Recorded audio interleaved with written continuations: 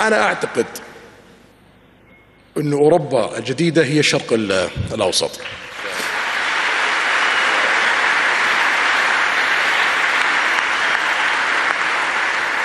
المملكة العربية السعودية في ال5 سنوات القادمة سوف تكون مختلفة تماما، البحرين سوف تكون مختلفة تماما، الكويت، حتى قطر على خلافنا معاهم لديهم اقتصاد قوي سوف تكون مختلفة تماما بعد 5 سنوات.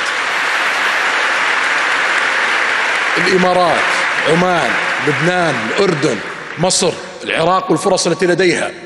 إذا نجحنا في ال5 سنوات القادمة سوف تلتحق فينا دول أكثر، وسوف تكون النهضة القادمة في العالم في 30 سنة القادمة في الشرق الأوسط إن شاء الله.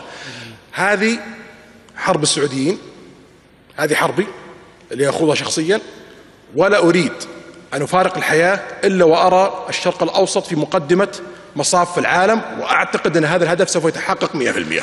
الله يعطيك طول العمر يا سيدي.